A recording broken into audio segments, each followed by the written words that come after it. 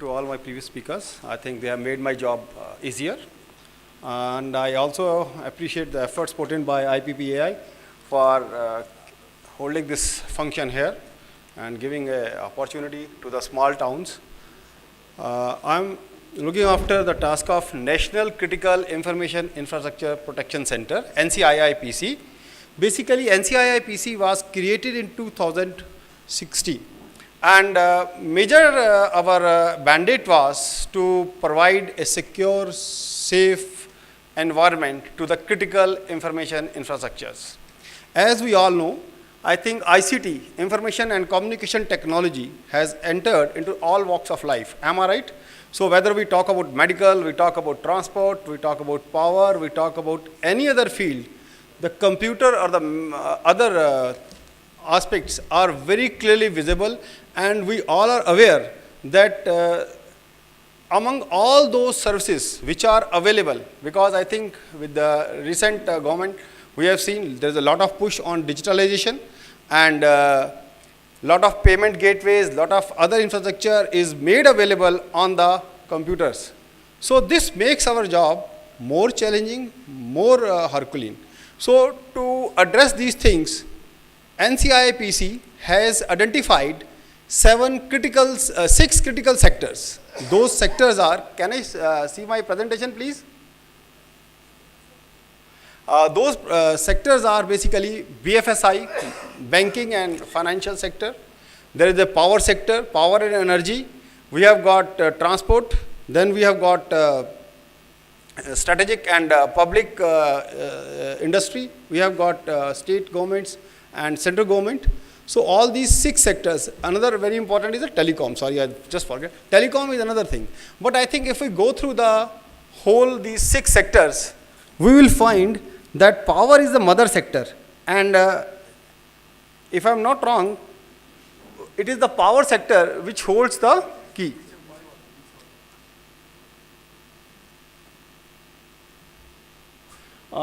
And I know, as everybody has mentioned about the cyberspace. Cyberspace is a one space which is a borderless ecosystem.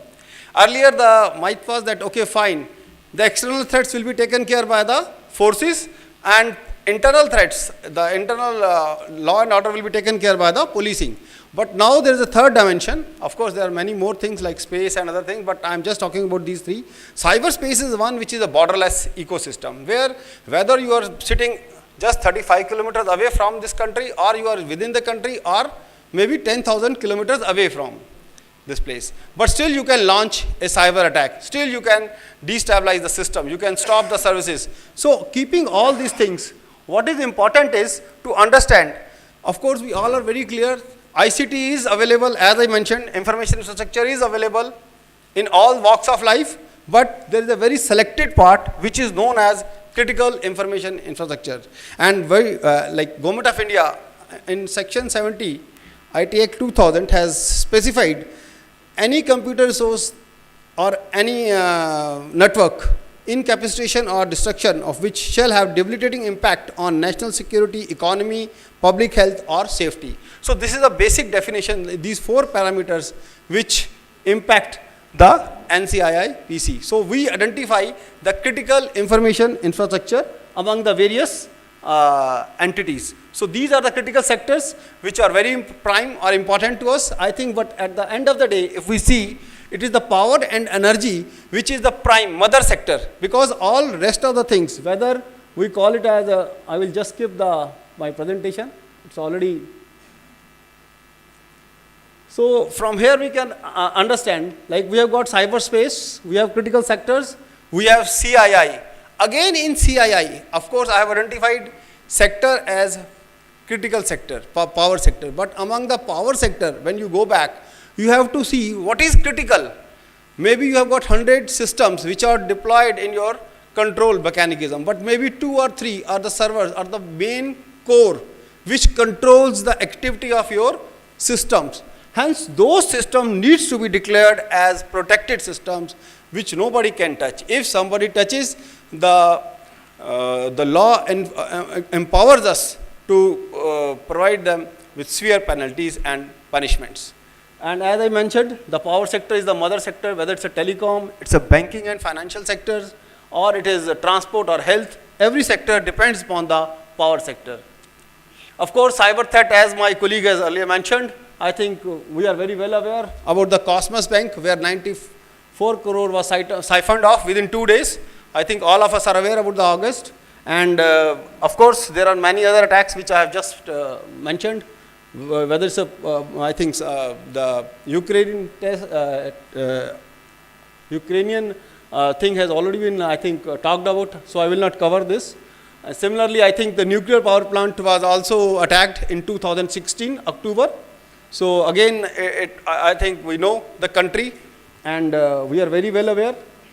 So it is not important to say that, okay, if somebody is a developing country or it is upcoming country, so they can do. No, that was something which happened in the developed nation. So please, we have to understand one thing. Security is a dynamic in nature. It is not a static. So one-time effort is not going to solve our problem. It is a continuous, consistent effort which is required to be put in place to control our systems. Of course,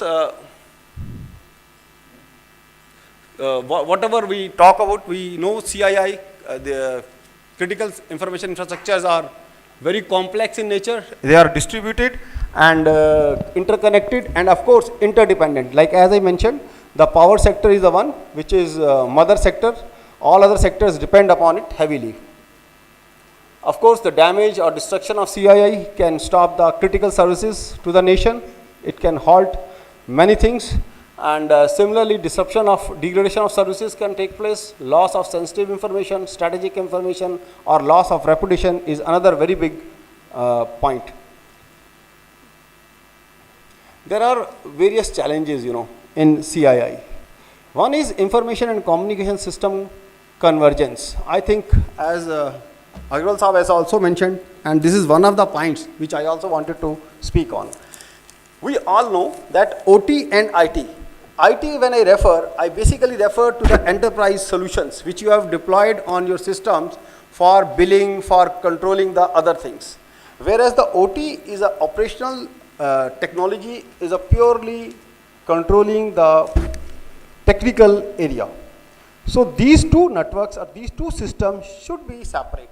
At no point of time they should be the same, because this is the one major vulnerability which has come into play. And other thing which I feel is important is, as one of my speaker mentioned, I think we all are very well aware, whenever any software expires, the date of expiry is mentioned by the firm. When they withdraw the support, they clearly mention that next 1 year or 9 months they are going to give you the time. So by that time, I think we should make ensure that proper licensed version softwares should be used. Somewhere or other, I think in government departments also, or even privates also, I have seen many times we just take it very easily and we continue with it and we say chalta hai. I think that attitude needs to be dropped. Another thing which is important is open to supply chain contamination. I think this is a very important point. Of course, we have to see what measures we have to take, because whenever we get, because majority of the products which you are getting in our country are from the foreign soil. So we have to make ensure that some overlay of security layer is put in place, so that even if some contamination is there, we are able to contain it. We are able to address the issue. So these are the issues which I feel will be important for us to take into account. But at the same time, I think we should not be shy of sharing the information, or if we are attacked, because majority of the organizations, I think one of my speaker mentioned about the 4,000. See, the issue is many times the organizations, they don't come up and share the information. Even if the cyber attack takes place, the CISO fears, oh, something has gone wrong, so my job is at stake. Similarly, CEOs and CFOs or other senior colleagues, they feel, but I think it's better to share that information so that the nodal body gets that information and can disseminate that information to the various other stakeholders, so that they can prevent similar attacks on the countryside. And in a similar fashion, I think I will say the mention of this 4,000 users. I know that attack. Only thing is, in that case also, the the agency has put in place both the systems at a common platform. That was OT as well as the enterprise. And there was a clear-cut issue with the IT infrastructure. Hence, the person is able to penetrate.